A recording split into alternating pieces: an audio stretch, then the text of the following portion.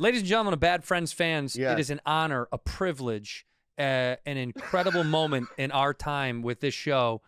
We have two unbelievably well-respected, accomplished, please remember their names. Amazing Please remember people. their names. Please remember. Shia Labeouf and David Mamet. Hey. What a duo. What a duo. Yeah. Abbott and Costello, we'd rather not have. That is nothing like this. It's so not close Simon to what and this Garfunkel. is. He does this a lot. He does. What happened to Garfunkel? Nobody gives a Is he alive? No is one he alive? cares. He's alive, Dave? I don't know. Is he really alive? Is Garfunkel still alive?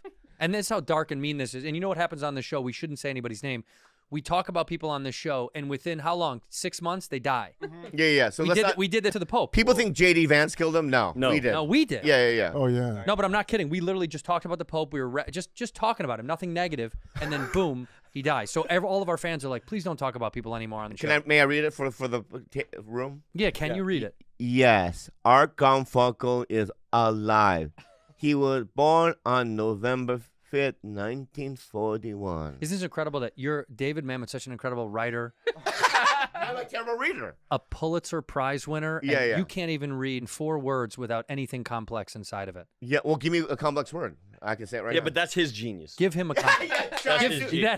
I'm a genius, right? I know you. Yeah, I know you too, Doc. Hey, I've given you so many compliments. If I give you another one today, it'd be uncomfortable. Yeah, please don't. Well, I got to do it. It's the best T-shirt I've seen in 85 Oh, well, the years. T-shirt. Oh, Get really? out, get out. Where'd you get the T? It's magnificent. Well, there was a not dwarf, but he's a small man, Dean Del Rey. We know a small man who collects T-shirts, and I was over at a house, and he goes, "You want this for 50?" And I go, "Yeah." Have you gone to a 50? vintage fair lately?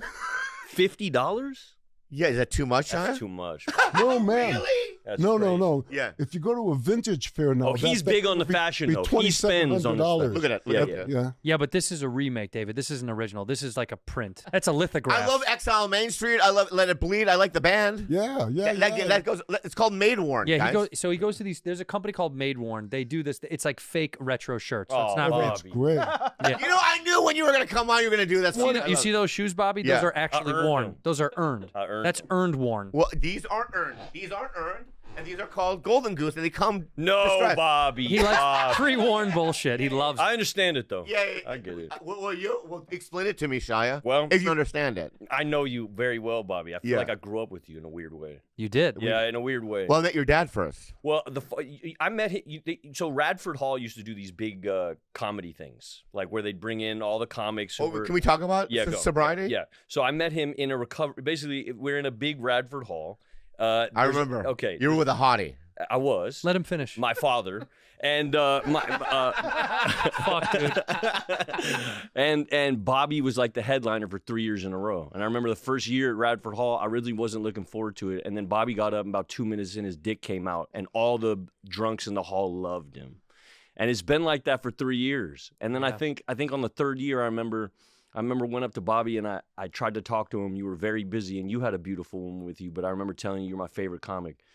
And then I said it to you 3 or 4 times from then on. I saw you at Elijah's thing. Yeah. Yeah. That was really nice for you to show up to that. You took your dick out in front of all these people. Yeah, but it was that kind of party. You've It never- was a sober party. You've Yeah. never done anything like that before. That's like that's a new. Well, But this is 2004 or something like that. 2004, dog. Oh, let me tell you something. He's still doing that bit. He's still using that fucking bit. David, I have to say to you, Any male nudity in any of your films, David? Any male? Not yet. nudity? That's a very good question. I don't know. I don't think so. I mean, yeah. Again, do I look at attractive people bringing each other up? Yes. Yeah. But on the other hand, it's a cheap way to get out of a scene that you don't know how to fix. Right. Oh, that's right. Yeah. That's right. I think if you're well endowed, you can't do male nudity. I think it's only good if you're 3 inches and under, and then you can get away with it. That's what I say to him all the time. The only reason he gets away when we do live shows Because it's brave. Because then it's brave. Well, I would. Because then it's brave. You look at Bobby do that, and you go, "That man is so brave to do that." See, I think you're close. I think if your penis is too big and you show your penis on a live show, it's rude. Yeah, it's rude. I think if your penis is too small, it's fun. Yes. But if you have a regular penis, that's brave. Am I regular? Am I regular? Yeah. You are. You're regular. You're Oh, regular. thank God. He is a regular. My dad used to say I was small the whole time. Well, your father was an alcoholic. My dad did that. Beat you with golf clubs. So what does he know? My dad did that. Guys, am I in a fucking time Sorry, war? Dave. Yeah. Sorry. I mean, it's like Sorry. when I was a kid, I started doing this shit. They'd say, "What do you think about Mark Twain?" name. Now we're talking about your dick. Sorry, Dave. Yeah. Sorry, Dave. That's my fault. I'm sorry, So I David. brought it up. Yeah, My yeah. What do you Things think? change, right? What do you My think fault. about Mark Twain? I love him. Yeah. What about Mark He was Twain's a dick, sloppy though? kisser. Did you know that? No. Mark Twain? Yeah. Did you know A him? sloppy kiss. No, I didn't. He was a little bit before my time. He met General Grant, and General Grant said the motherfucker stuck his tongue down my throat. That's what he said about Mark Twain. Twain Wow. made out with Grant. What? Yeah. Wow. Wow. And he said he was a shit kisser. Yeah, that's right. Great writer, shit kisser. Whoa. Wow. Yeah. That's incredible. It was that a thing from a kiss hello is polite. You have to receive it. You What have if to you receive don't? it. What if you're not in the mood for a kiss hello? Exactly so. You Yeah. got to turn your head. But that's always, don't you find that that's always, you feel like it's a put down. You're going to say, oh, I guess it's the thing we kissed this person on the lip, and they turn their head a little bit. Right. You want to fucking die. Right. Yeah. Well, the other day I went on a date with five times this girl. Remember the hot supermodel? And the fifth time I went in to have a kiss, and she turned her head shy. Oh, guys. Oh, It's my God. terrible. Is this the girl that I met at the movie theater? No. Somebody new. He's got a new. He's It's amazing. It's a rotate. It's like What do you mean? Shia, you don't. was never like that. You're in a relationship. Yeah, married. Yeah. Oh, you're married. Yeah. Never like that though. It's bingo balls for him. It's like the rotating, and he just pulls a new one and It's then puts it amazing. away. You weren't like that either. What? You're a bit like me. You're a little bit prude-like, right? It's like one girl for a long time, and you're not dating 5, 6 Yeah, but women define a long time. a long time, years and years and Yeah, years. well, yeah, I've been married to the same wonderful broad for 35 But even years. in your That's a young long life, time, in your David. young life, you weren't doing Wait. this 6 different days. Were you a coxman week. when you were young? I feel like you were. It was the 60s. Okay, Yeah. all right, Yeah, right. okay. That's an Coxman all easy day, answer. Everybody every was day, free. yeah. That's an easy answer. William H. Macy, my great friend, we grew up together, he used to say in the 60s, you were terrified that somewhere there was some woman you hadn't had intercourse with. Wow. Different time. Yeah. Yeah. I'm afraid if I was in that time, that I'd still be like not doing well. Nothing would change. Yeah. In I'd fact, be striking out. you I'd in the be 60s striking out. probably harder to get laid. Oh, that's probably A little Korean boy. I'd be in the 60s. first incel. Yeah. Yeah. And they go, watch out for that guy. Talking shit on a Yeah. new Reddit. Yeah. Look at that. No, what are you talking about? Yoko Ono was it? Come on, there was a whole thing going on. Everybody was like, I No. gotta get me one of those. Asian women were fetishized back then. For sure. Yeah, Asian but not men. Asian men. Not Asian men. We were fucked. This then. is a new. This Maybe is a new you're right. revolution. Yeah. We were Yeah. like, oh, you're so right. You're that right. Kind of, that kind. You're right. Yeah. This is new. What's going on for you now? It's heavy. You're at the cutting edge of this new thing going on. What's the new thing? Well, he's got 5, 6 different beautiful women a week he dates. No. Shia. You just said that. I know. Dates. Dates is dates. Not sex. Not. Okay, you mean just like Yeah. like a corned beef sandwich. Let me think about that. He loves corned I beef do love it. sandwiches. I don't know how you got that, but yes, just like that. Got it. Yeah. Well, because I figure where you hang out, you probably hang out at the places where you're very famous. Yeah. Yeah, he's the type to go to the corned beef sandwich spot next to the stand-up club so he can get that social currency of the, hey, Bobby, good to see you again. Want a corned beef? Shia. Yeah. Shia, it's so good to have you here. I'm pretty dead on here, right? Yeah, you're on fire. He pretends that it's not the case, but you see the idiots in the booth nodding. This is 100% him. Okay. He will position himself specifically in places where he knows he will be recognized, Yeah. and he knows he will be fawned over. He Yes. he loves it. I want to say something because I tried. You guys interrupted me before, but if I may get this information, Yeah, if go I ahead, may, please. If I may, my brother and I's Shia, let favorite. me ask you something real Yeah, fast. sure. What's that? Go ahead. Go I ahead, Bobby. apologize. Sorry about that. You're really gonna make me mad today. Oh. I'm stuttering. Ooh. All right. I got some muscles now, dude. Yeah, dude. Go ahead. Dude. He's on Ozempic, so he's on this kick now. Yeah, you do look thinner. Yeah. Stand up and show him. Do the thing. All right. Take to lift up the shirt. He lost a bunch of weight. Yeah. Oh, real good. Yeah. Real good. Looking Yeah, good. good. Looking good. Yeah. You didn't need to rub. I didn't. That's one All of right, my powers. talk about your brother. No, but my brother and I's favorite movie is Glenn Ross. Yeah. No way. Yeah, I would have never pegged that. it's our favorite movie. I see you liking it. In fact, him liking there's it, there's I an love it, Asian yeah. lady that's at the He coat. knows. The coat. I worked with her before. Oh, in the movie? Yeah, in the movie, there's a Asian lady that gives people, like, I think Pacino a coat or something. Like a coach at a coat check. Yeah. And I worked with her once, and I kept bombarding her with, like, what was it like, this and that, you know what I mean? How embedded in the zeitgeist is coffees for closers? It's such like a Yeah. It's a thing that literally everybody knows. Yeah, I wrote this play, Glengarry Glen Ross, and I did it as a movie, and I put in this extra scene for Alec Baldwin that says "Coffee is for closers." It's all anybody remembers about the stupid. It's funny how it's weird when things get picked out. Like I did.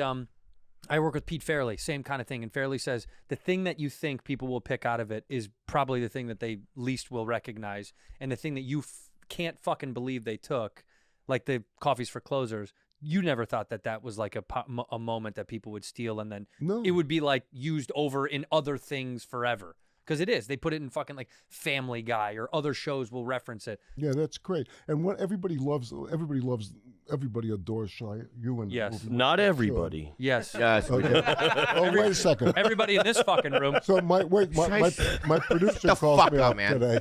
My producer calls up. He says, "Dave, you've been doing this forever. I don't want to tell you your business, but don't forget to plug the movie." Let's do that then. The movie's called. We'll do it later. Yeah, okay, later. We do it later. We'll do it fucking later. But here's the thing: in the movie, he's got a line. He plays a prisoner, and the other guy, Evan Jonikite, who is the guy who he's turning out as now is Punk, says, "But how do you know all this shit?" And his line is, "Baby, I do this for a living." So that's everybody's talking about. Yeah, I was gonna say, I think you're being humble. I think Dave does know. I think, when we're doing the play, he's there. It's not like Dave's gone and the play's dead, and then we're just putting it up. He's in the crowd. He's not watching us. For the most part, I mean, I don't know what you're watching, but when I'm backstage watching you watch, it's a whole lot of, he's in the back. He's all the way in the back watching the backs of heads. Wow. And so like when heads start looking around and stuff, he's got to fix his script. No shit. At least what it feels like. The stuff that gets revised, and we don't get much of it, and it happens pretty quick, and it happens pretty early in the process, but he'll come to the first 5, 6, 7 different shows, and he'll watch the crowd move around, and you'll get these little revisions, and that'll be the last of it.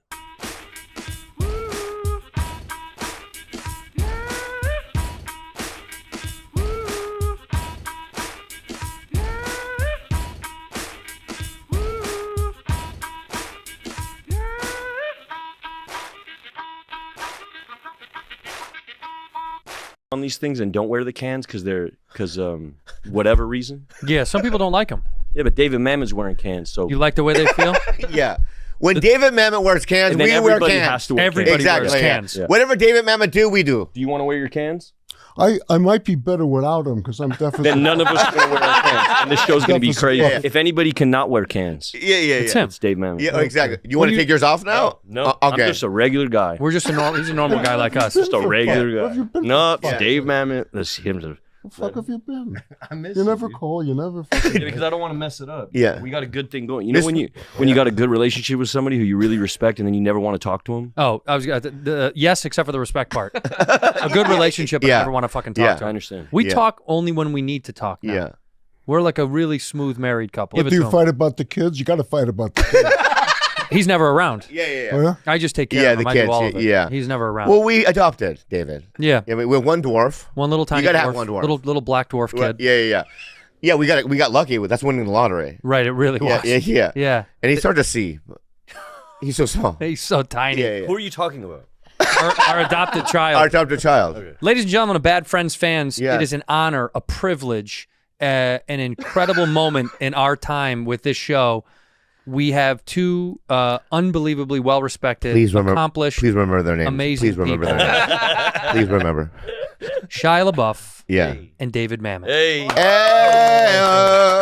What a duo. What a duo. Yeah. Abbott and Costello, we'd rather not have.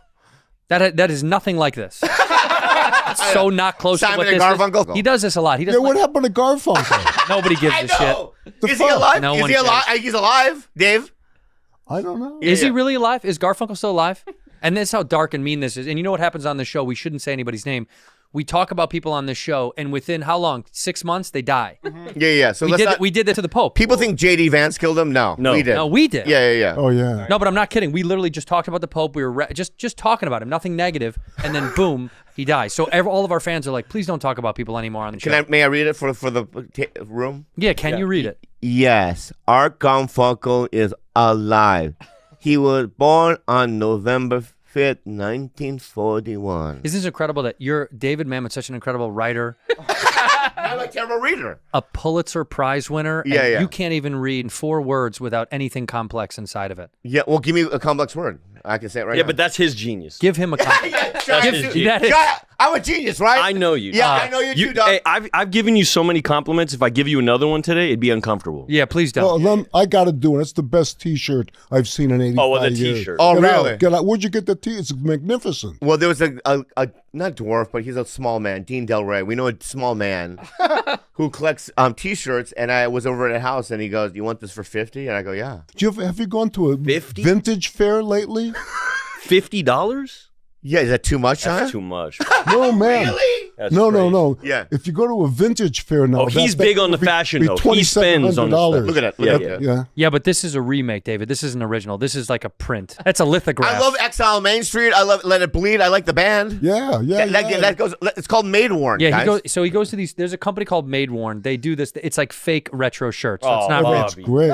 You know, I knew when you were gonna come on, you were gonna do that. You see those shoes, Bobby? Yeah. Those are actually earned worn. them. Those are earned. Earned That's them. earned worn. Well, these aren't earned. These aren't earned, and these are called Golden Goose, and they come. No, distressed. Bobby. He likes pre-worn bullshit. He loves it. I understand it, though. Yeah, I get it. Well, explain it to me, Shia. Well, if you understand it. I know you very well, Bobby. I feel Yeah. like I grew up with you in a weird way. You did. Yeah, in a weird way. Well, I met your dad first. Well, I met him. So Radford Hall used to do these big comedy things, like where they'd bring in all the comics. Who were, Can we talk about go. sobriety? Yeah. So I met him in a recovery. Basically, we're in a big Radford Hall. I remember. Okay. You were with a hottie. I was. Let him finish. My father and Fuck, dude. and Bobby was like the headliner for 3 years in a row. And I remember the first year at Radford Hall, I really wasn't looking forward to it. And then Bobby got up, and about 2 minutes in, his dick came out, and all the drunks in the hall loved him. And it's been like that for 3 years. And then I think on the third year, I remember went up to Bobby and I tried to talk to him. You were very busy and you had a beautiful woman with you, but I remember telling you you're my favorite comic. And then I said it to you 3 or 4 times from then on. I saw you at Elijah's thing. Yeah. Yeah. That was really nice for you to show up to that. You took your dick out in front of all these people. Yeah, but it was that kind of party. You've It was never- that kind of party. You've Yeah. never done anything like that before. That's like that's a new. Well, But this is 2004 or something like that. 2004, dog. Oh, let me tell you something. He's still doing that bit. He's still using that fucking bit. David, I have to say to you, Any male nudity in any of your films, David? Any male? Any Not male yet. nudity? That's a very good question. I don't know. I don't think so. I mean, yeah. Again, do I like look at attractive people bringing each other up? Yes. Yeah. But on the other hand, it's a cheap way to get out of a scene that you don't know how to fix. Right. Oh, that's Right. right. Yeah. That's right. I think if you're well endowed, you can't do male nudity. I think it's only good if you're 3 inches and under, and then you can get away with it. That's what I say to him all the time. The only reason he gets away when we do live shows, Because it's brave. Because then it's brave. Well, I would Because then it's brave. You look at Bobby do that, and you go, "That man is so brave to do that." See, I think you're close. I think if your penis is too big and you show your penis on a live show, it's rude. Yeah, it's rude. I think if your penis is too small, it's fun. Yes. But if you have a regular penis, that's brave. Am I regular? Am I regular? Yeah. You are. You're regular. You're Oh, regular. thank God. He is a My regular. dad used to say I was small the whole time. Well, your father was an alcoholic. My dad did that. Beat you with golf clubs. So what does he know? Yeah. My dad did that. Guys, am I in a fucking time Sorry, war? sorry, Dave. Yeah. Sorry. I mean, it's like Sorry. when I was a kid, I started doing this shit. They'd say, "What do you think about Mark Twain?" Now we're talking about your dick. Sorry, Dave. Yeah. Sorry, Dave. That's my fault. I'm sorry, So I David. brought it up. Yeah, My What do fault. you what do you Things think? change, right? What do you My think fault. about Mark Twain? I love him. Yeah. What about Mark He was Twain's a dick, sloppy though? kisser. Did you know that? No. Mark Twain? Yeah. Did you know A him? sloppy kiss. No, I tell you, he was a little bit before my time. He met General Grant, and General Grant said the motherfucker stuck his tongue down my throat. That's what he said about Mark Twain. Twain Wow. made out with Grant. What? Yeah. Wow. Wow. And he said he was a shit kisser. Yeah, that's right. Great writer, shit kisser. Whoa. Wow. Yeah. That's incredible. It was that a thing from a kiss hello is polite. You have to receive it. You What have if to you receive don't? it. What if you're not in the mood for a kiss hello? Exactly so. You Yeah. got to turn your head. But that's always, don't you find that that's always, you feel like it's a put down. You're going to say, oh, I guess it's the thing we kissed this person on the lip, and they turn their head a little bit. Right. You want to fucking die. Right. Yeah. Well, the other day I went on a date with five times this girl. Remember the hot supermodel? And the 5th time I went in to have a kiss, and she turned her head shy. Oh, guys. Oh, It's my God. terrible. Is this the girl that I met at the movie theater? No. Somebody new. He's got a new. He's It's amazing. It's a rotate. It's like What do you mean? Shia, you don't. was never like that. You're in a relationship. Yeah, married. Yeah. Oh, you're married. Yeah. Never like that though. It's bingo balls for him. It's like the rotating, and he just pulls a new one and then It's puts amazing. it away. You weren't like that either. What? You're a bit like me. You're a little bit prude like. right? It's like one girl for a long time, and you're not dating 5, 6 but women. define a long time. A long time, years and years and years. Well, yeah, I've been married to the same wonderful broad for 35 But even years. in your young life, in your young life, you weren't doing this 5, 6 different days. Were you a coxman when you were young? I feel like you were. It was the 60s. Okay, all right. Yeah, right. Okay, that's an all easy day, Everybody every was day, free. yeah. That's an easy answer. William H. Macy, my great friend, we grew up together, he used to say in the 60s, you were terrified that somewhere there was some woman you hadn't had intercourse with. Wow. Different time. Yeah. Yeah. I'm afraid if I was in that time, that I'd still be like not doing Nothing would change. well. Yeah. In I'd be fact, striking out. you in I'd the be 60s striking out. probably harder to get laid. Oh, that's probably, yeah. A little Korean boy. I'd be in the 60s. first incel. Yeah. Yeah. And they go, watch out for that guy. Talking shit on Yeah. a new Reddit. Yeah. Look at that. No, what are you talking about? Yoko Ono was it? Come on, there was a whole thing going on. Everybody was like, I gotta get me one of those. Asian women were fetishized back then. For sure. Yeah, but not Asian men. Not Asian men. We were fucked. This is a new. This Maybe is a new you're right. revolution. Yeah. We were Yeah. like, oh, you're so right. You're that right. kind. That kind. You're right. This is new. What's going on for you now? It's heavy. You're at the cutting edge of this new thing going on. What's the new thing? Well, he's got 5, 6 different beautiful women a week he dates. No. Shia. You just said that. I know. Dates. Dates is dates. Not sex. Not. Okay, you mean just yeah. like a corned beef sandwich. Let me think about that. He loves corned I beef do love it. sandwiches. I don't know how you got that, but yes, just like that. Got it. Yeah. Well, because I figure where you hang out, you probably hang out at the places where you're very famous. Yeah. Yeah, he's the type to go to the corned beef sandwich spot next to the stand-up club so he can get that social currency of the, hey, Bobby, good to see you again. Want a corned beef? Shia. Yeah. Shia, it's so good to have you here. I'm pretty dead on here, right? Yeah, you're on fire. He pretends that it's not the case, but you see the idiots in the booth nodding. This is 100% him. Okay. He will position himself specifically in places where he knows he will be recognized, Yeah.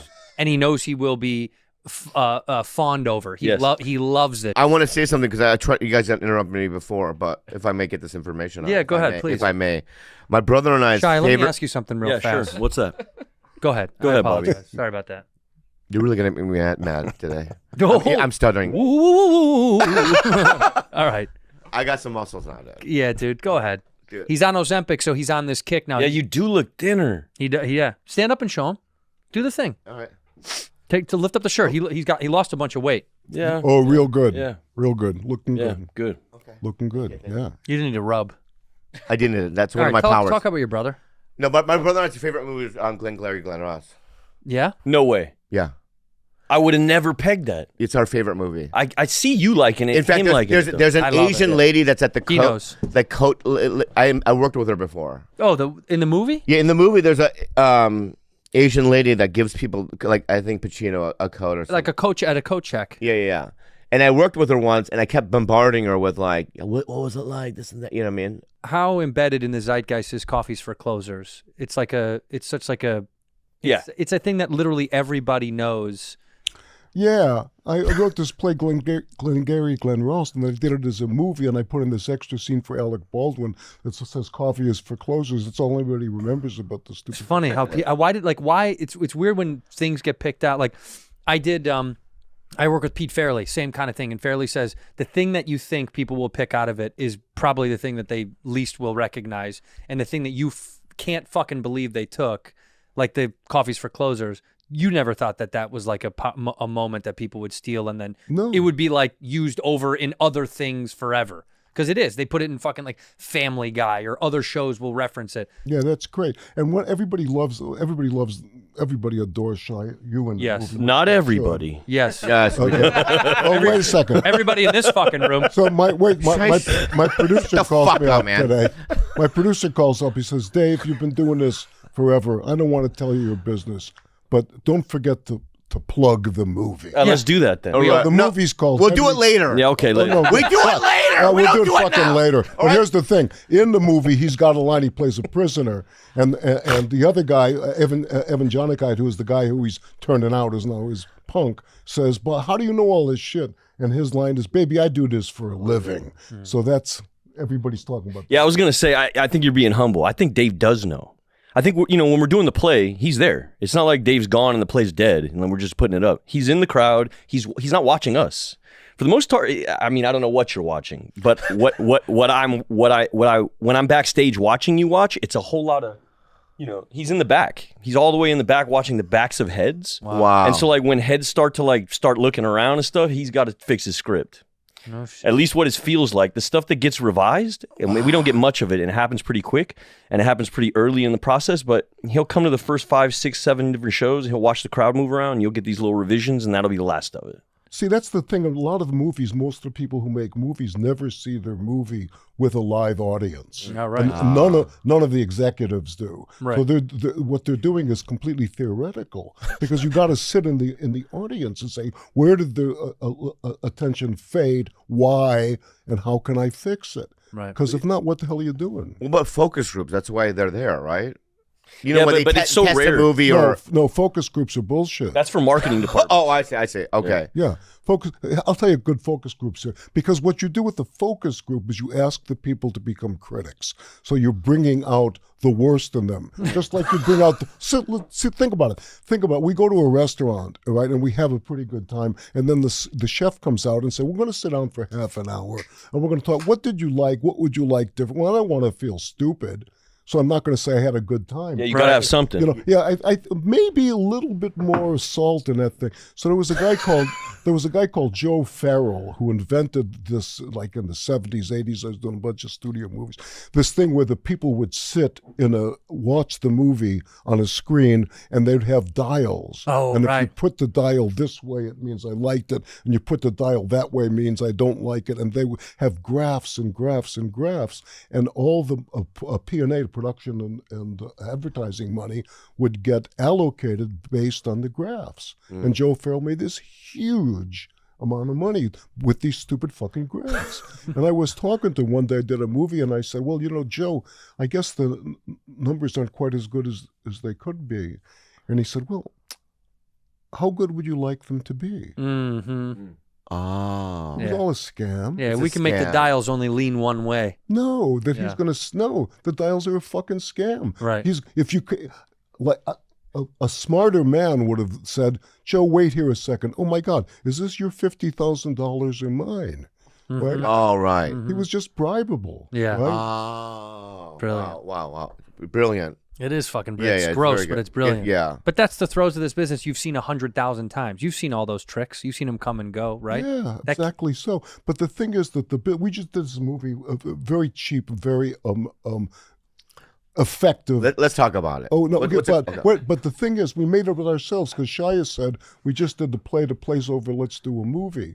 So now the business is completely changed, and the studio system is just completely over. Yeah. It's just dead. Doesn't exist anymore because the technology has changed. Right. Right, which is kind of great.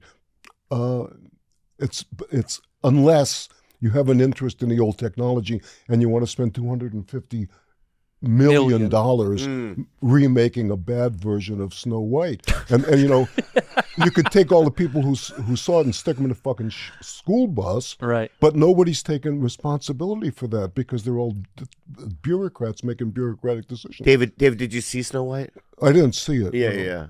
He doesn't watch movies. Oh, he doesn't. Oh, you don't No, watch but it I all. understand there was a lot of Old movies. anti-Semitism in it from this one girl. But if I want to see it, I'll just go to Columbia University. Is that true? It's got a bunch of No, anti-Semitic stuff. No. one of the girls came out and she said, free. Yeah. Oh, the main girl. We Rachel talked about this on the Zegler. show. Rachel Yeah. Zegler. Snow Yeah, White yeah. girl. Zegler. Yeah. She apparently also said that the prince was fucking stalking her. Yeah, that's right. I remember that. Isn't Yeah, that yeah. great? The fucking- We're going to make Snow Red, where he's a murderer. He stalks her and actually gets her and I kills like her. it. Yeah. And he uses the dwarves as little slaves. We Right. wrote it. Yeah. I don't know if we're ever going to make it. Yeah. But we'll fucking try. Yeah. But when you say that the studio system is so fucked, and you guys made this movie now, and you did it for cheap. When you say cheap, what is cheap now? The same amount to mount the play. It'd just be like mounting the play in Chicago. And instead of Right. spending that money mounting in Chicago, we just filmed it with Dave. Yeah, because the secret is, what does it cost to make a movie? You can make the $500,000 movie for $100 million, and you can make $100 million movie for $500,000. Yeah. The reason that I'm curious, I don't need to know the number, not the price. It's just we're creating our own shit a lot now, right? Like we built this little world. We did an animated show. We did a game show. We're doing it on our own, and they always want to know how much, and we don't really divulge because we don't really know. We don't know. We'll tell you. I was like, we'll tell you what would cost us But to they throw it shot together. in 1 week, meaning like the actors are very prepared. Yeah, 1 week they is know the incredible. lines, Shut the fuck all up. of He's that taking stuff. shots at us. He's saying we're not prepared. You know what? Fuck you, dude. Dude, you'll go back to Spain. You will Different go back to genius, Spain. dude. Different genius. I couldn't do this. No Thank way. you. See, Shia, I love Yeah, you. thank you so much. By the way, let me call him out. We have allies. You know what? We have allies, my friend. Yeah, right? these are our dogs. You want to dude. get destroyed? You're fucked. So, David, this guy in the white shirt is a film student, cinephile. He wants to be a director, and let me I knew the shoe was gonna. let me tell you something. Yeah. This guy, That's a director. he loves and hold respects on, you. hold on. He That loves right and respects there you. is a director. That's a real one. That's a real one, right? From the I old know. school, right? He loves and respects you. You don't got it. And he brought your book. And show him the book. Show him the book. Oh my God! This And here's guy. what's something he said to me. Yeah. He said, "Did you bring the lube too?" "Yeah," because he wants you to roll it and put it up his asshole. Yeah. But He writes good books. He dude. asked me, would it be okay if I have Mr. Mamet sign that book? That's what he said. With that accent? That's his accent. Say it. Would it be okay if Mr. Mamet would Would it be sign the okay book? for Mr. Mamet to sign the book? Yeah. And I said, I'm going to tell you something. If you're good on your good behavior, yes. Yeah. Now you fucked up. You're not getting one. You're not getting You're shit. not getting shit, dude. Shove it up your ass. Right now, without the lube. Without the lube. Mr. Mamet will not sign.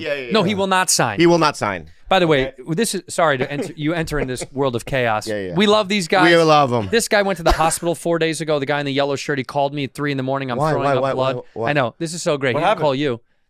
I was throwing up blood. Why? What? They don't really know, actually, but McCone over here took me to the hospital. Coney picked him up. Whoa. He was sick as a dog. He called me. He had to go to the hospital in the middle of the night. Well, wait a second. One guy's in the hospital, the other guy can't. Does everybody over there have a disability? Yes. Yes. Ship station. Choo choo. Chugga, chugga, chugga, chugga, chugga, chugga. Life in general can be chaotic. It's insane. Hello, but You know, and if you're in charge of an order fulfillment for an e-commerce business, you know that's its own special kind of chaos. But thankfully, with our friends at ShipStation, you can count on your day to be nice and easy because they're going to do it all for you. save hours and money every month by shipping from all your stores with one login, automating repetitive tasks, and finding the best rates among all the global carriers. Lead your business into the future, okay? They got smart features and automations that boost efficiency and save you time. It is the fastest, by the way, most affordable way to ship products to your customers. If you're selling something, I don't know what it is, I don't care. They got you covered. With discounts up to 88% off UPS, DHL Express, and USPS rates, and up to 90% off FedEx rates. You never need to upgrade either, Andrew. ShipStation grows with your business no matter how big it gets. That's right. With over 130,000 companies have grown their e-commerce businesses with ShipStation, and 98% of companies that stick with ShipStation for a year become customers for life. For life. Calm the chaos for order fulfillment with the shipping software that delivers. Switch to ShipStation today. Go to shipstation.com/badfriends to sign up for your free trial. That's shipstation.com/badfriends. Select code. There are so many things in life we just never get around to, folks. Taking up that hobby, cleaning out that garage, you know, little things that don't really make a huge difference in our lives. Yet there's one thing that most of us have probably been neglecting that can have a huge impact on our family's future. What is it, Bob? It's life insurance. It is. And with SelectQuote, getting covered with the right policy for you is easier and more affordable than you may think. You got to have life insurance, Bob, because our life is going to come to an end at some point. I don't think so. I hope it doesn't anytime soon. But it will. It will. Unfortunately, you never know, though. And I got to tell you, with SelectQuote, they're one of America's leading insurance brokers with nearly 40 years of experience, helping out over 2 million customers find over $700 billion in coverage since 1985. You got diabetes? That's fine. You got high blood pressure? That's okay. Okay, baby. That's right. Even if you have heart disease, SelectQuote partners with carriers that can cover those conditions and many others. SelectQuote, they shop, you save. Get the right life insurance for you for less and selectquote.com/badfriends. Go to selectquote.com/badfriends today to get started. That's selectquote.com/badfriends. And the gentleman, you read how about that? this? That's so good. David, the man in the back. Can you see that gentleman in the back? What do you think his disability is? I bet you could put it together just looking at him. Oh, dude, well, he's got very good taste in clothes, and he's got that Harris tweed jacket on. Yeah. He's got on the hat, wearing it in the correct direction. That's right. That's right. Oh, my God. So his disability seems lower than the other two, is what you're saying. He seems to be a little bit more put Well, together. I don't know. Come on, mystery guest, come in and sign in, please. What is your disability? I'm just a little slow. You what? He's a little slow. Good. Yeah. Yeah, good. You got a thumbs Slow and up. steady wins the race. Yeah. Yeah. Smart to rock that jacket today, though. Yeah. He did that deliberately. Of course he did. Yeah, of course. How do you feel about that? About the jacket? Yeah, David Mamet's coming. I'm gonna It's get a little my old whack. school- I mean, I respect it. Hats off, but it's like a weak point. Yeah. Yeah, You win a weak point. That's right. Okay. Awesome. There you go. Congratulations. Dave didn't give me any compliments on my outfit today. David, I don't think you ever have. No, but wait a second. This is for the first time you didn't look. He's like very fashionable. You didn't look like you. This is the first time you didn't look like you dressed from the dryer in the dark. No. I knew you were coming. I wanted to be respectful. I tucked my shirt in. Dude, are you really did. Dude. Yeah. And he got a belt. Dude, I even tucked my belt in. Oh, that's good. Well, wait a second. That's how serious I'm taking this Guys, today. I was talking to Jay Moore yesterday, Jay Moore podcast. Yeah. And he loves the movie and he loves you. And he talked for like a half an hour. I love Jay. About the way you tucked your shirt. I love Jay. And that thing. So Jay's a big part of my What a change. That dude saved me in a lot of nights. He saved me. That guy, dude. People don't talk about it, but he's a big. No, he was talking about. He's a big. He's a good changed. man. I've never seen anyone change that dramatically. He used to be terrible. But he lives service now, and his life reflects it. He's the nicest, most mindful, open. Yep. And his life changed so positively. Crazy, miraculous. Everything went up. Yeah, man. It's pretty great to watch. It really does work. Yes. When you see that, you go, it works. Yeah, he's that example for me. Yeah. When I was doing this play, I was still low. I would drag him to meetings with me. He would show up to meetings. Well, he loves stories, so our room's got stories for days. So he would just go in there to listen to these stories with me. Yeah. Sometimes I wouldn't want to go by myself. I said, Dave, come with me.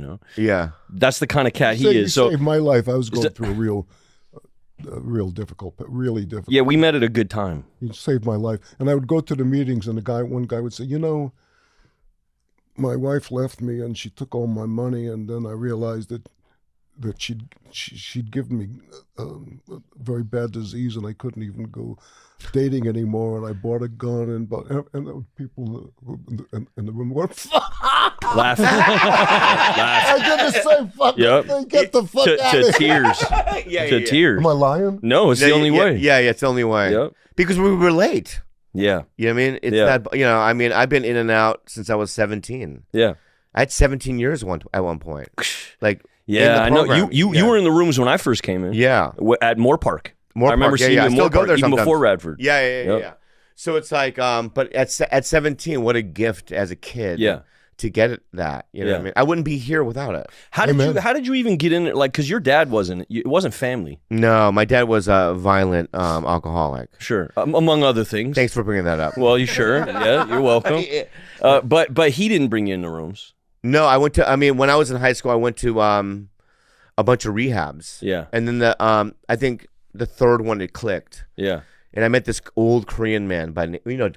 Yeah, Dan. Yeah. And when I was a kid. And he had 17 years at that point. He was at this long white hair, tattoos, full Korean. But he was adopted long ago. And he was my sponsor. And it was my junior year in high school when I met him. And I just gave him a 50, 60-year cake or whatever. Wow. Yeah. I mean, he's still a part of my life. You know what I mean? But without that, I'd be dead, I think. Like Elijah's like that for me. I got a bunch of these, like Jay, there's like 40 guys I would tap and say, oh man, if not for them. Yeah. That's the beauty. That's really right. You're here as Lige. Yeah. Yeah. While you guys were shooting the movie, or the play is when you were going to these meetings? Well, no. When we were filming, we were filming. When we were filming, we were always grind mode. And then I would catch my meetings when I can get him at night. Usually, he's way overwhelmed, just trying to mount. Especially the way we did it. It was just there was no extra time. Yeah. But before all that, because he is who he is, and maybe it's just my thing. There's a getting over Dave Mamet process. You know what I mean? You got to get over it. You just got to get over it. It'd be like being asked to play Batman. Like, you just got to get over and get to the work. It's like you can scare yourself to complete mute. You can terrify yourself. First day he walks in and you're about to be in a play that he wrote. It's one of the scariest moments of my life. Or like the first table read. So like I showed up to the table read. I don't know really what I'm doing. I never did a play. I know it's a David Mamet play. What I know is like, that's the pinnacle. Like, get every word, every punch. So I show up at the table read, I'm off book. That's not normal. Normally, you're reading. Yeah, we know. I'm scared. Yeah. So that fear helped me, but the fear had to wear off at a certain point. And I don't know if it ever wore off during the play, but we became friends in the midst of that, like close. Like closer than I'd been with most any director I'd ever worked with. You were the only one off book? No. Well, Evan he was so nervous. He was so nervous. Scared. So like Evan has done plays before. Yeah. Plus, Evan and him already have a relationship I didn't have with Dave. I met Dave through fan letter. I've been trying to get to Dave for 10 years. And there'll be a project that pops up, and I'll do anything. What do you want me to do? And then it'll come, it'll go. Or somebody will take it from him. Like we were gonna do this JFK movie. And they just took it. Play Oswald. Yeah, and I was psyched because that's going to be so great. Yeah, Oswald. That's one of the great roles you could ever have. So, and in the midst of grinding on that, they took it from him, and then he fell into a dark spell because it's like somebody taking your baby from you. And then it was, and our play was still up as all this was going on. So it was a matter of like me and Evan, like, oh, we got it because he's captain. We got to get Captain back up, we got to get his spirits back up. So we almost threw it out like no way, maybe he'll bite, because usually we throw ideas to him, he has no interest, right? He'll say something like, yeah, no, I hear you, unless it's to the work. If it's about the work, this was such a great idea because we did the play. It was fucking great, and we could have run it forever. Except you can't ask the actors to come in and work for $19.95 a week. We would have though. We were loving it. But anyway, and so Shia and Evan come and say, "Let's do a movie." So I say, "No, we can't do a fucking. What are you talking about? Takes forever, and we have to go and talk to the assholes in the valley." And then I say, "No, dude, we're gonna do it ourselves. We're gonna raise the money ourselves. We're gonna do it ourselves. How?" So I say, "How are we gonna do it?" They say, "Fuck it, I don't know. We're just going to do it."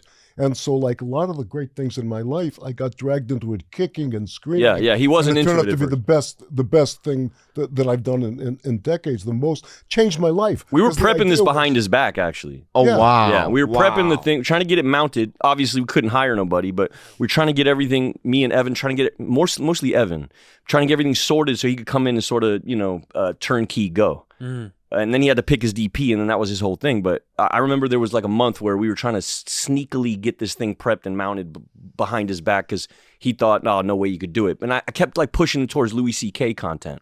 I kept saying, oh man, Louis C.K., boy, Dave, Louis C.K. matters, Dave. He matters for a bunch of reasons, but he should matter for us a lot right now. He's kind of the guy. He's doing it, and he's winning independent. He's pushing through all the BS, and he's getting to the crowd. He's getting.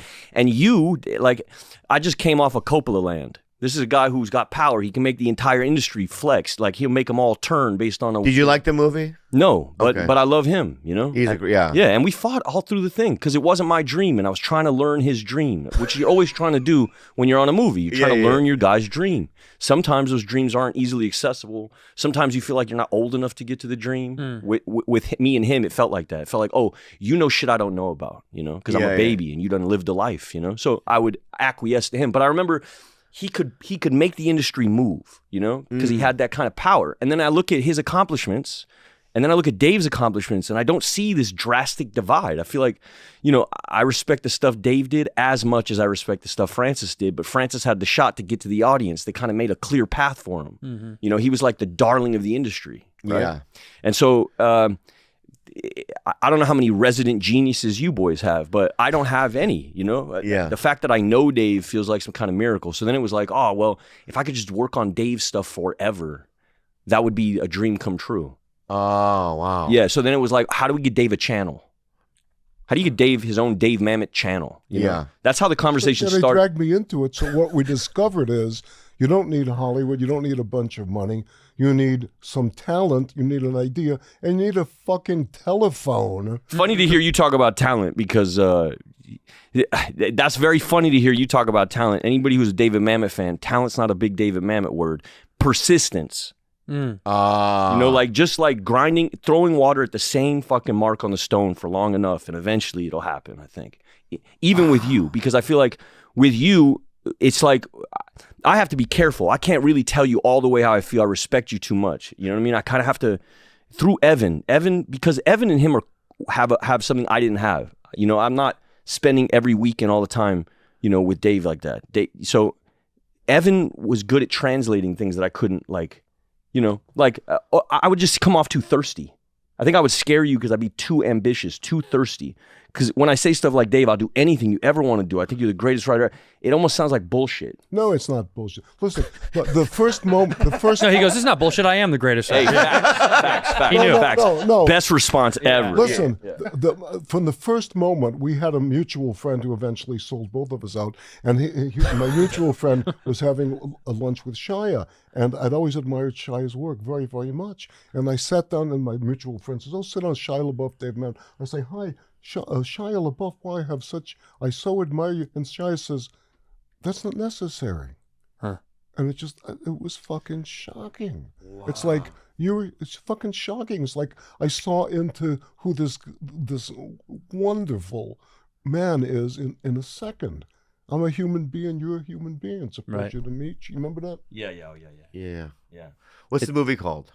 Oh, Henry Johnson. HenryJohnsonMovie.com. That's how you get it. Henry Johnson. Oh, it's out now. It's out. Right. Everyone can watch it now. Yeah. And then can you give us a brief synopsis of what it's about? Or? I mean, Dave would be better at it. The way I see it, it's like... these two lifelong friends, an old guy and an old woman. They've been high school sweethearts, and they've both grown old together.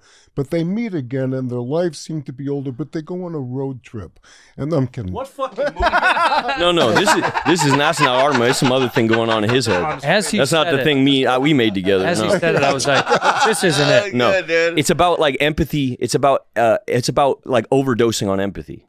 If I was going to put it in a sentence, that's what I read when I read it. It's about overdosing on empathy. It's about how empathy can actually fuck you fully if you overdose. Or like, you know, you sometimes, you know, the dog eating trade in China. I'm just giving you an example of empathy. What I think the movie's about. Hold on. Wait, we're getting a dog eating now? No. Just let me see me through. He hasn't eaten breakfast yet. Yeah. Fucking hungry. Yeah. And it's like, I hate these people that, you know what I mean, do this to these kind animals, and then I go to China, right? Mm-hmm. Right? And I'm like, oh my God, look at this puppy. And the puppy goes, and eats my face. Right. Yeah. Is it like that? About that? Just like that. Just like that. How do you think about No. Am I right or no? No. Yeah. So we did this thing as a play, and we're doing it as a movie, and it's about a guy who is so compassionate that he ruins everything around him, and everyone takes advantage of him. He ends up going to prison, and he ends up getting his life changed by the boss Khan over there, and then some shit happens. Wow. Some shit happens. Yeah. Pull up the site just so we have it for everybody. What is the shit happens? You get like a little fondled or what? What do you mean, me? Yeah. No. You mean, you went right there, huh? It could have been 5,000 things. That's the movie I want to see. Anyway, Okay, how Henry long, Johnson. Shia, how long, when you're done filming this, how long does it take you to kind of clear your head out of it? Well, I never done a play, so I run these lines in my shower still. You do? Oh yeah, they're so tattooed to your head. I don't know. I mean, I never prepped anything like that. Lines never really mattered to me. And now, you know, after working with Dave, they kind of, I don't know, they don't matter to him either. I didn't know that walking in though. You know, walking in, I thought you better get every fucking comma. Right. Well, but see, that's the trick. Is the best thing in the world if you're rehearsing a play is tell everybody, show up learning your lines. Don't show up if you're not letter perfect. And most actors don't know that anymore because they've been badly trained and badly rehearsed for you, and they want to sit down and talk about where they went to school and what their character had for lunch and all this bullshit. It's true. So Shia, because he don't know any better, knows better than any of them. Just show up learning the fucking lines. Because if the actors show up in a rehearsal late day one, knowing their lines, what do? You Nothing. Block the play. It takes you 3 days, and then you put it on. Yeah. That's it. Do you say anything with like someone like me, right? I don't know my lines ever. You know what I mean? Say what? I never know my lines. Yeah. Oh, yeah. Yeah, but would you yell at me? No, I'd say learn your lines. Oh, that's it. And you would. No, he wouldn't. No, you would. Yes, you would. I'm telling you, Bobby, you would. And you'd be great. Even the magic of Mamet couldn't get this guy. No, I think the both of you would be great. Well, wait a second, but you're a stand-up comic. Yes. You say like, wait a second, two guys go into a whorehouse. Whorehouse. Yeah, of course it's a whorehouse. Yeah, but you're going to grow up on the bar. Yeah, well, you got to know your lines. right? Gotta know your lines. Oh, I got. If you're telling jokes, you got to know your lines. Okay, yeah. Well, not even lying, but you memorize the bit. You know what I mean? But no, we memorize where we need to get to, right? Yeah. So it's like exactly the words around it. As long as we can get to the joke, what actually makes it funny, that's fine. But you guys do line by line, like word by word, right? Yeah. Like, only because it's better. If I could ad lib, if I could ad lib better lines, I would. Yeah. And have on every other show. Yeah. But when you're with here, him, of course, it's like Aaron Sorkin, him. Yeah. You don't. Yeah. There's no need to help. Yeah. I understand. Yeah. Is it hard to? I mean, I'm going to sound stupid. I just need to throw it out because I'm dumb. You know what I mean? It's just that is it hard to write a movie?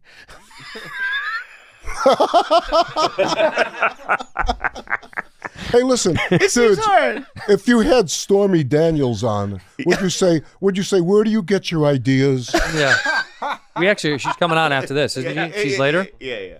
Yeah. Well, yeah. Is it hard to write a fucking movie? Dear David Mamet. Is it hard to write a movie?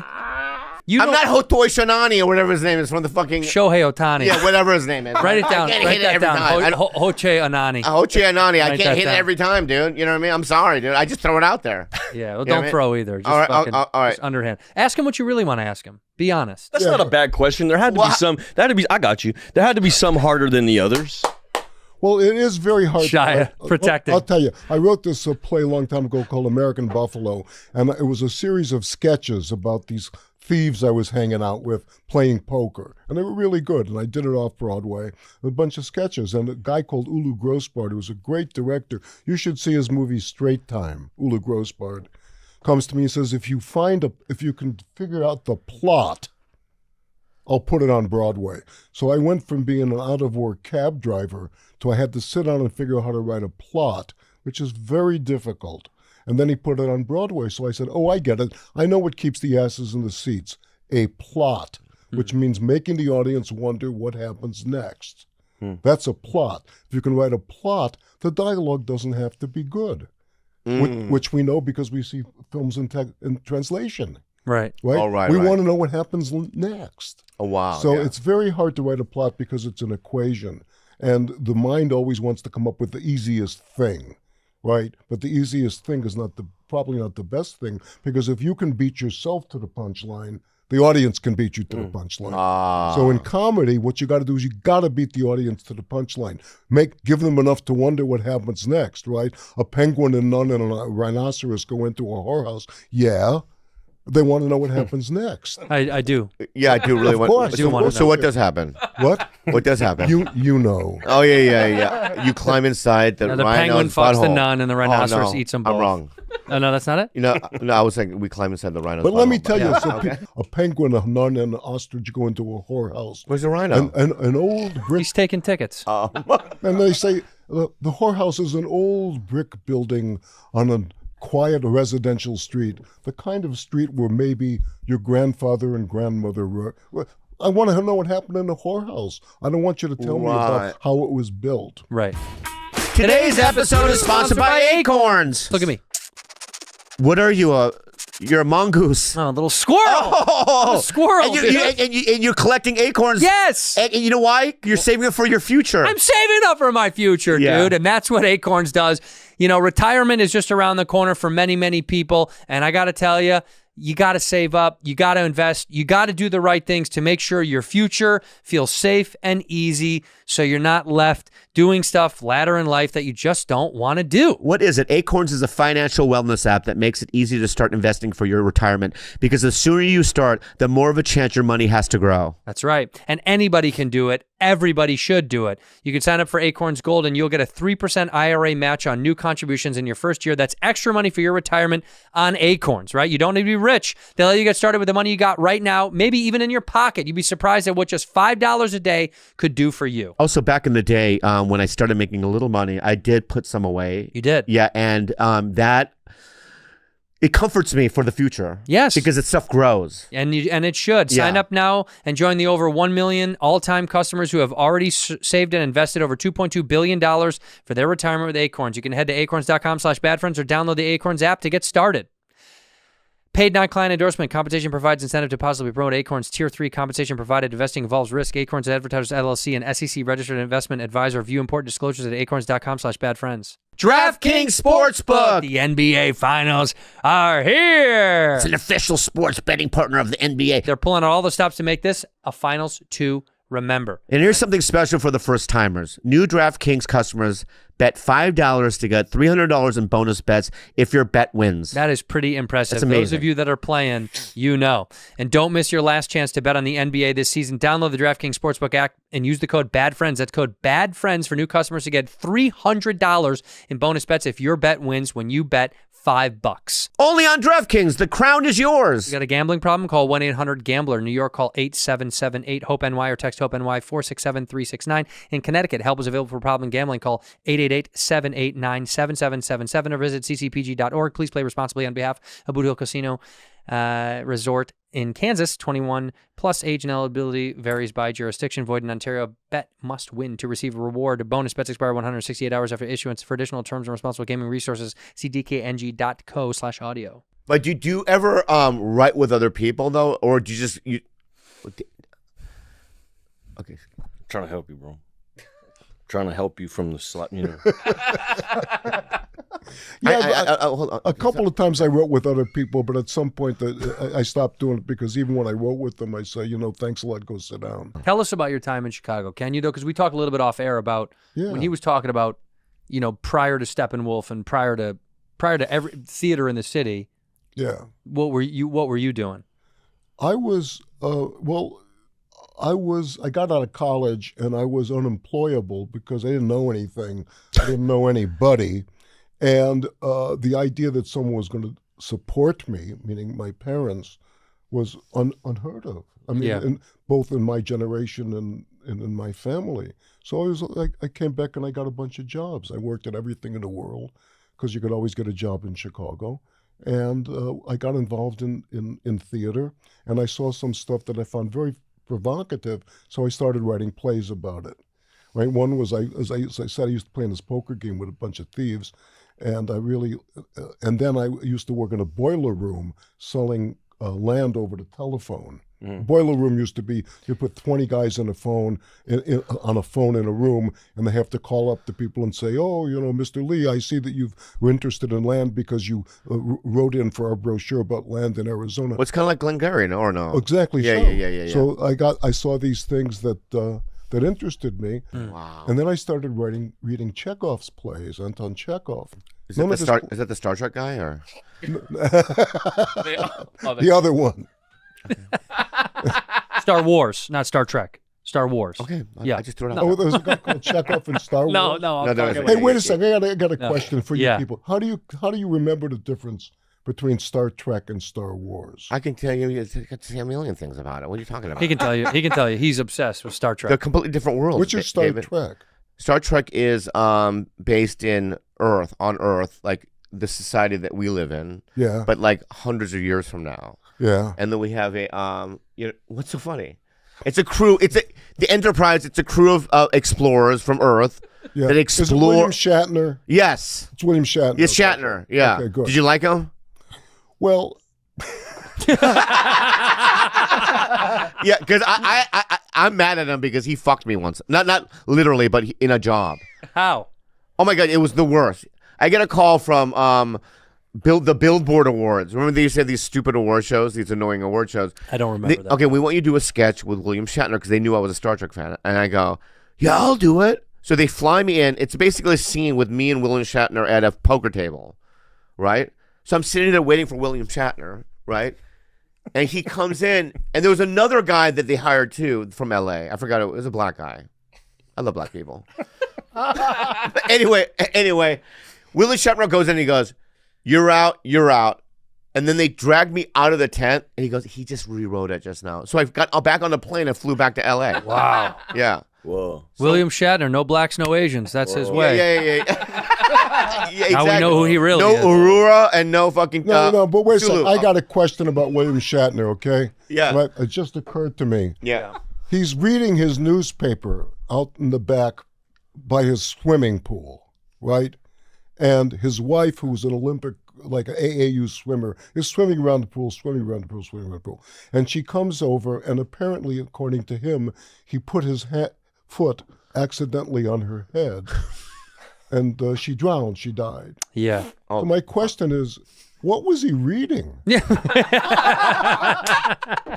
I'm sober. I'm a good guy. You know. But speaking of wait. Speaking of Louis C.K., dude. Speaking of Louis C.K., we talked about Louis. That when we were doing this JFK movie, I know him from around, right? Mm-hmm. And he was considering playing Jack Ruby against his Oswald? Lee Harvey. Wow. How awesome would that? You have guys been? know him too, huh? Oh, yeah. Yeah. Nice guy. Yeah. Also, you know, I get so nervous around him, dude. also one of the greatest Me too. comedic Yeah, writers yeah. that we've ever seen. That's what I'm saying. It's to be the same thing that I initially like. It's the same kind of thing. Sure. So wait a second. So I called up Louis. So we're starting this new thing, right? We're going right to the people, and called up Louis because I knew he was doing it. I said, "What's the secret?" He said, "There's no secret." Call up my guy. I call up the guy. The guy says, "Yeah, there's no secret. You go online, henryjohnsonmovie.com. Yep. You put up an Instagram, whatever the fuck that thing is, Right. and you go out and you talk to people like you, and people buy your product. That's the secret." Yeah, the secret. is that. You don't have an Louis Instagram? cracked that code. Yeah. Yeah. Louis learned very early on when he did the first iteration of his Louis show. I don't know if you ever saw it. Yeah. But it was almost mocking multicam. It was like a clever kind of spin on shitting on multicam. And I don't think people got it, right? So then when he did, Lucky Louie, that's what it was. And then when he did his second iteration of it, which was Louis on FX, he kind of just stopped all the bullshit and was like, I'm just going to give you my world, my way, without any fucking directional notes from a studio and a thing. And the deal they made with him was he got to write it, direct it, produce it, and edit and push it out the way he wanted. So they didn't touch it. Right. So he was really the groundbreaker for, to be fair, what we do too. Yeah. Like this podcast shit, it's because of those formats. Because he was like, fuck it, nobody tells us what to do. And if you did, I don't want to work with you. So every time FX was like, you can't do this or you could do this, he was like, I'm telling you again, either I'm going to do it or it just doesn't happen. That's okay.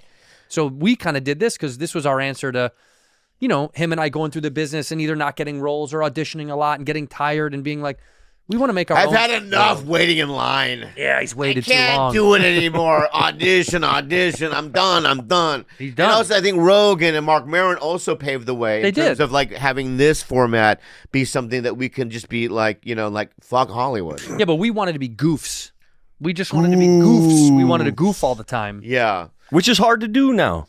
It's not easy to do. It's not easy to do. Well, I think we just don't take our. It's just this was a fantasy town. I mean, we painted this to look like a fucking child's room. It's so hard to do. You can't actually talk about it without kind of destroying the magic of it. Yeah. You know? Yeah, we don't want it. We don't want to. Yeah. We keep it rolling. This has been such a blessing. You know what I mean? Yeah. For me too. Well, thank you. Oh, thank you. Yeah, you. A couple. I told you, bro. Yeah, you told me. Well, I told him the bond that was kind of crazy for David that you may not know was that Bobby went to rehab when his dad died. And we started this show because his dad passed away and then he got clean again. And we just wanted something to like fuck around and go make something. And we started this and then the pandemic hit. And terrible to say, but it was the greatest fucking thing that ever happened to us. Yeah. Because then we could just be free. And we got a little studio. So no one was making anything. No one was we doing were like, anything. And we were in the studio every fucking week and just doing our shit. That's so great. And we had no rules and there was nothing. I got tired of being dead. Yeah. I really did. I got sick of it. You know, Right. COVID hit and then the fucking theater died and I got blacklisted. Nobody wanted to do my plays and nobody wanted to do my movies over there. I just got fucking tired of being dead. And somebody called up and said, let's do the play. And then we did the play and he said, let's do the movie. And now I'm not dead anymore. You know, we're about to do another movie. You're gonna do many more movies, it sounds like. Yeah. What's crazy is that he has that feeling. You know what I mean? It's like yeah. You know what I mean? Yeah. Which is comforting to hear. Yeah, but don't we all feel that? Well, that's the thing. You think guys like that don't. No, I know. I think the older I get, the more I learn that everyone has that weird feeling. Yeah. Like, it's gone, it's over. Yeah. But it's not. He says that fucking weekly. Yeah, but that's almost a shtick. You know you're not going nowhere. Thank you. Yeah. God, Shia, be here every week. Yeah, no, I'm not dead. I'm not dead either. Did you know Picasso? Picasso, yeah. No, you don't. He did die in the fucking 80s, right? That's what I'm saying. He could know. Dali, he could have known. Did you ever hang out with Sam Shepard? You guys ever go, hey, you know, man, I like your shit. Hey, let's nothing? Never in passing, like oh. No, we all want each other dead, man. Yeah. Wow. We're worse than actresses. Wow. Yeah. I don't know. Yeah. Yeah, they say, okay, the money that you're making with your shit is taking food out of my children's mouths. Yeah. I hope you die. It is sport. It's sport. It is. Well, comics used to be like that, but Yeah. then we realized because of the New York comedy scene that we banded together, you know what I mean? And we just live within our ecosystem and we help each other by doing each other's podcasts. They all grow. Yeah. Right? So I think 10 years ago it was dog eat dog. I mean, it was, well, the difference became we all were fighting for the same slice of pie.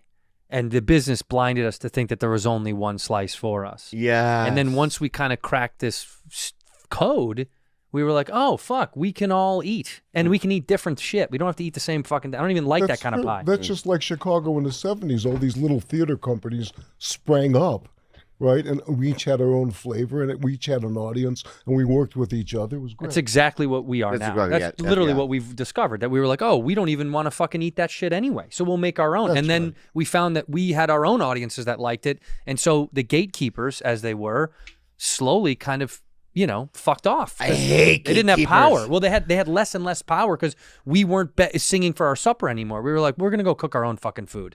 I don't want to do it anymore. And so comedy did used to be that way. It was cutthroat. We hated each other because, you know, back, Carson was the spot. Those guys wanted to fucking slit each other's throat. For us, Tonight Show, doing Letterman, you know what I mean? Getting those, then getting a Comedy Central half hour or maybe getting an HBO special was impossible as a young person. So I think it just cracked. It recently cracked, which is what you guys are doing with the movie. Same thing. It's over. I say it's like the Erie Canal, right? However great the Erie Canal was in 1825, you can't put enough money into it to make the Erie Canal work again when the railroads come in. Right. You can't put enough money into Snow fucking White, right, to make the studio system work again when the Potterverse exists. Yeah. Nobody's watching. Right. Yeah, nobody's watching. What's the yeah. last great thing that you've watched that's new? Last great thing that I watched was new. I liked Casablanca. That was pretty good. Yeah. Here's looking at you, kid. I mean, he just learned about it yesterday. yeah. Who do you think is someone that you don't have to answer this if you don't want to?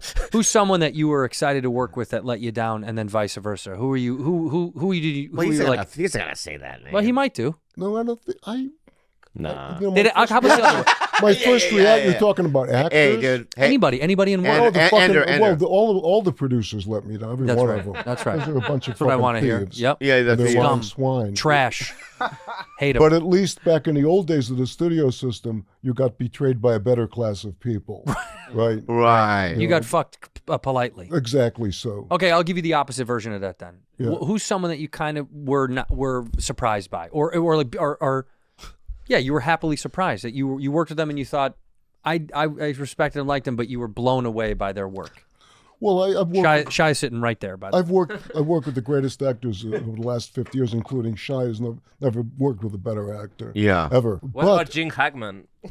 Same thing. Never worked Shut with a better the actor. fuck Shut up. the fuck real, up. Shut the dude. fuck up. Yeah, what Yeah, about Gene your let him fucking rest mouth, in dude. peace, you fucking Piece of bastard. shit. Shut up. How come you never mentioned the Asian lady either, his Yeah. wife? Yeah. You didn't talk about her. It's always she. What about Wait a second. Chang He Chang? went on a Whatever- big rant. What's her name? He went on a big So rant. He goes, Gene, so I never worked with a better actor than Gene. No. Oh, yeah. So Gene introduced, the first time I met him, he introduces me to his wife, Betsy, who was a concert violinist, an Asian woman. And he says, this is my wife, Betsy. I met her in a massage parlor. I would have laughed so hard. well, that's why she killed him recently. yeah. That was that. That joke lasted long enough. Like, how did you give Al Pacino notes? Did you give him notes? I never give anybody notes. All right. Did I ever give you a note? No, not notes. No. No. Yeah. Here's the thing. You work with great actors. If you know what you're doing, what you get on opening night in the theater is the cast and the script. That's it. All right. The direction, the staging through, nobody fucking cares. So when you work with actors who know what they're doing, you say, okay, like, how do we rehearse the movie? Except for Blanca, I've never rehearsed a movie, Wow. right? You work and say, you know what you're doing. You got any questions? Then let's play the stupid fucking scene, right? That's all. Right. That's all that there is. Did you ever have a big fight with Pacino? No. I had a big fight with De Niro though. What happened? What happened? Well, it was just over the phone. he was doing The Untouchables, right? And Yeah. I wrote The Untouchables, and he calls me up. He says, I got some questions about the script. He's shooting. I said, well, hold on. Aren't you supposed to ask the director about the question? And the director, no, the director, Brian De Palma, said, talk to you. He said, talk to you. I said, you have questions about the script? I said, yeah. I said, did you read the script before you took the part? He says, yeah. I said, why the script got worse? Because they're paying you $2 million for a week's work. Slam. So we didn't talk for years and years and years. And then I ran into him. So he did like 4 or 5 movies that I wrote, De Niro. And he said, blah, blah, blah. He said, you know what? I called you one, you called me one. I have the greatest respect for you. I said, Bob, I have the greatest respect for you. So we go to do a reading of some film. I think it was The Edge. That was eventually played with Sean Connery? No, it was Alec Baldwin. It was Anthony Hopkins and yeah. Alec Baldwin. Yeah. So one of the great secrets about when anybody asks you to do a reading is they're never going to do the movie. Right. Never. Right. Because they use the reading unconsciously as a way to get out of doing the movie. And so the movie star, the main guy, is going to mumble and everyone's going to audition at the reading. So it's garbage. So Yeah. So anyway, we do the reading, and I talked to Bob afterward. I said, what do you think? He said, it's good. It's really good. But it's just not, for me at this moment, it's just not it. I only have so many of them, and it's got to be it for me. It's got to be great for me. Yeah. It's got to be great. He said, "Do you is that okay?" I said, "Of course." He said, are you mad at me?" I said, "Of course not." He said, "Are you sure you're not mad at me?" I say, "No." He says, "Good, because I got this piece of shit I'm supposed to shoot on Monday. I wonder if you could take a look at it." I'm sorry. But Wag the Dog, they came in for the table read. Wag the Dog, yeah, but I wasn't there. You didn't come in for the table? Fuck no. So it was just Hoffman and De Niro? Whoever it was. But we did Wag the Dog. Barry Levinson called me up. He said, I got this idea. It's in a book. The president gets in trouble. He's got to go to war. I say, oh, I got it. He's getting in trouble because they caught him in the closet fucking a Girl Scout. He says, yeah, go write it. So I go write it, and 2 months later they were shooting it. Wow. 2 months. Yeah. Fuck. Wow. That'll never happen again. That kind of shit. That was great. Do you like the new? The Bill Burr. The Glenn. I mean, have you seen it yet? Yeah, I think they're great. Okay, good. The reason that shit will never happen again is because those conversations aren't happening like that anymore. Correct. Yeah, they're gone. You never have a Levinson call a guy up and be like, hey, like 2 craftspeople be able to have that conversation unadulterated without any of the keepers, the minders and. God, you're a bright kid. All right, stop it. Oh my God, even since I met you back in the day, you're a bright kid. Hey, thanks, Bob. Yeah. He's a grown man. No, but he's but he always knew me as a kid. I met him as a kid. Yeah. I met him on a razor scooter. He was riding And Bumblebee. you don't dare refer to me as that. No, you're not as bright as Shia. There's no way. I think also because you'll harm him. I do want to hug I know that. all I the know. fucking Yeah, time. yeah. But it's hug love. It's love. It's I love him No, so you have rage love. It's rage. There's Okay, rage. be honest. Yeah, David doesn't know us well enough to know. How yeah. much do I love you? David, have you been in a fist fight? Yes, he has, for sure. Yeah. For sure. I've been very involved. He's like a black belt, dude. Yeah. I am a black. Yeah, he's a jiu-jitsu black belt. Really? Yeah. Yeah. Wow. But I actually when I was a kid, I got in fights. But the only fight I actually got into, outside of the mat and boxing, is I was walking down Fifth Avenue. These guys were playing 3-card Monte. And so, as my great friend Ricky Jay, the great magician, said, 3-card Monte is not a game of skill. It's not a game of chance. It's not a game. So the guy says, okay, put your money down, blah, blah, blah, blah, blah. The red you get ahead, the black you get back. 20 gets you 40, 40 gets you 80, 80 gets you little lady. Where's the red card? Where's the red card? He does this thing, right? And so he says, oops, that's not the red card. That's gone. Where's the red card? So I know where the red card is. It's where you're not supposed to look. So I take it and I go over there and I turn the card over, which you're not supposed to do because they never let you win in 3-card Monte. Because if you say, I want that card, he upsets it and you have to start again. So I turned the card over and the guy punched me in the fucking face. So, Really? yeah. Did it hurt? It's on Fifth Avenue, sure. Oh, yeah. It was Fifth Avenue and right near Rockefeller Center. You swung back. No, I was in, they disappeared. Ah, right. Right. Took your money and ran. Wow. Yeah. Did you know Kurosawa? I didn't know. I saw him once. He was at the premiere of Ran. You were at the premiere of Ran? Yes, in New York. Oh my God! And he was there. He's a beautiful man. He's a big man. He's like 6'4", I think. Wow. And he was there. He was that big? Yeah, he's a big man. Yeah. He had black feet too. Something right happened where he was in the snow or something. No, he had frostbite. Frostbite. Or something on his feet. Yeah. Well, he got it on 𝗕cie𝗯𝗯𝘉 yeah. Did you? What's your favorite Kurosawa film? I'm a huge fan. I know I bring it up a lot. Go fuck yourselves. All right? He does love Kurosawa. I think. Well, here, let me say 4 of them. Right, 𝗕cie𝗯𝗯𝘉 certainly. Yes. Stray Dog, because it's got Takashi Shimura, who was the greatest actor who ever lived. Yeah. Takashi Shimura, and then Seven Samurai. Yes. Which is perfect, but then. God forgive me, I think he screwed up the end of Rashomon because he had an extra scene after the movie's over. Oh, really? Yeah. But there were these guys trying to hit a lot of them were guys wearing like diapers trying to hit each other with sticks or swords. Oh, right. Yeah. You see High and Low? Sure. Yeah. Not only did I see High and Low, I rewrote it. But that I was, who was it? See, Scorsese came to me and says, you know High and Low? I say, yeah. He says, you want to redo it? I say, yeah. He said, what do you think of the movie? I said, it's a great movie, but they missed the ending. It has the wrong ending. So I figured up the ending and I wrote it to Scorsese, and Scorsese wrote it back with a bunch of scribbled notes, bullshit. And then a bunch of stuff happened. I think Spike Lee did another version now. Yeah. I don't think it has anything to do with my script. Hey, Andreas. Wow. Yes. Director. This is a director. I know. Yeah. I know. Andreas, behold your eyes, right? I know. Yeah. Did you bow to him on the way in? Yeah. You fucking better. Whatever he wants, you do. Whatever he wants. Footstool. You're the footstool. Okay? He wants to spit in your mouth, he gets to spit in your mouth. Right? He did. Yeah. Wow. So, can I ask you something? Yeah. Mr. Mamet, did you enjoy yourself on this podcast? He wants to know. Yeah. I've had a great time. You guys, I mean, come on, get out of here. Okay. Here's one for you, Andreas. I'm a man who enjoys talking to a man who likes to talk. It's Sidney Greenstreet in Casablanca. Way to go, fuck up. He's not ready. Hit him again. He's not ready. You're not ready. You're not ready. And this is why You're not ready. you are where you are. You're not ready. Yeah. Hit him again. Hit him again with something else. Give him another one, please. Okay. Fiddle-dee-dee, I'll worry about it tomorrow. Who's that? God, this feels so... You're not ready. Oh, Not come ready. You're not ready at all, dude. That I believe is the last line of Gone with the fucking Wind. Come on, dude. Come on, The dude. fucking.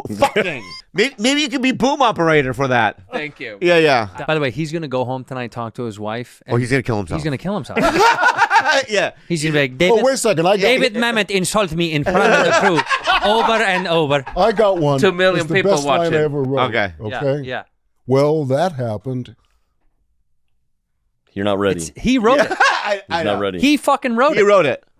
It's in Staten, Maine. Alec Baldwin is in a car with Julia Stiles and he's drunk. He turns the car over. They're drunk out of their mind. She's underage. Obviously. He crawls out. He looks at the car about to blow up and he says, well, that happened. Yeah, we all know. You know what I mean? But I don't know, man. I apologize, Dave.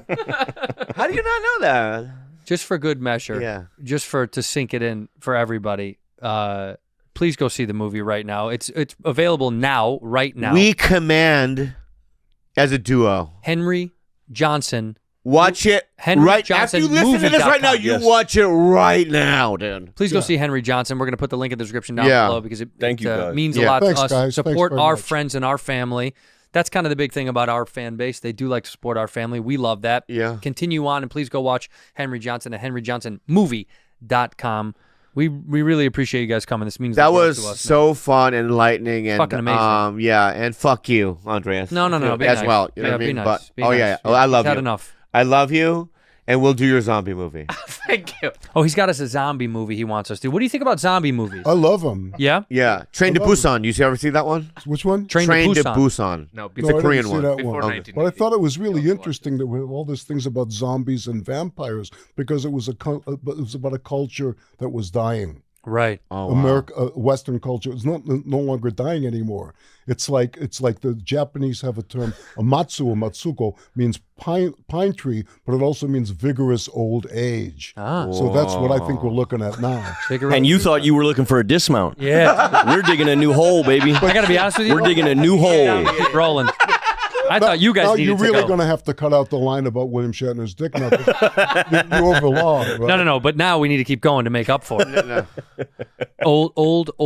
Old Korea. What is it? Old and what's the pine tree? Vigorous old Vigorous age. old. Vigorous Vigorous old age. old age. Vigorous old age. Can you say the word one more time? In Japanese? Matsu or Matsuko Matsuko. means pine tree, and it's also a name. Is that true? I'm Korean. You fucking asshole. Dude. Oh, is it really? Yeah. Oh shit. David, you know a lot of Koreans or no? Do I know a lot of Koreans? I don't think I know a lot of Koreans. Of the Asians, how do Koreans rank? Of your Asians, Oh, they're up there. are they up there? Yeah. Tip top? Tip top. Japanese, Chinese, Yeah, Korean. You like Koreans up there or no? I like them all. Yeah. Yeah, he likes all the we varieties. lump them all. You know what? Koreans are fucking tough. They are. What? I'll tell you like this. The difference for me is you get off the plane in Japan and no music is playing in the car. Right. And maybe they'll ask you if you'd like to listen to your music in the car. In Korea, you're listening to their music and they don't give a fuck what you're listening to. Yeah, I like that. And there's something about that. Yeah, I like that. Yeah. They tell you what. We're stubborn You're in and- my fucking. Yeah, world. I like that. yeah, Then you know yeah. you're in Korea. Yeah. Koreans are the fucking. We're the best. That's Anyway- Bob's mom, by the way. That's his mother right behind him. That's his mother, his beautiful mother. Beautiful. That is her. She has cross eyes. It's She okay. does. She's cross-eyed in real life. And we're trying to fix it. Guys, thank you so much. Can Well, somebody? before you guys go, look, this is like a dream of mine. So we have a script for you to. That's going to be it, guys. Thank you so And- much. Oh, thank you. And you guys to act in. Okay. Give me the shit. Who did this? Is this your shit? Whose script is Oh, it? wait a sec. This is like a Make-A-Wish. Time for one more yeah. story. Yeah. We have enough more time. story. We This just want to is- make sure you guys don't. Yeah, have to go. yeah. Oh, yeah, We we have can all the fucking- time in the world. We have nowhere to go. So anyway, my mother, rest in peace, was ill for a long, long time. I mean, there was a woman who was her caregiver, and she elongated my mother's life by years, and loved my mother, and was just marvelous, and made a lot of personal sacrifices. And my mom died, and this woman came up to me, and I said, I don't know how to thank you for your. I mean, it's beyond what I. It's godly what you've done. It's beyond generous. If there's anything in the world that I could do for you, anything ever that I could do for you. And she said, well, my nephew wrote a film script. I said, anything but that. Can one of you guys look into that camera and go, thank you for being a bad friend? Yeah. Thank you for being a bad friend. Love that. Dude, thank you guys. So good.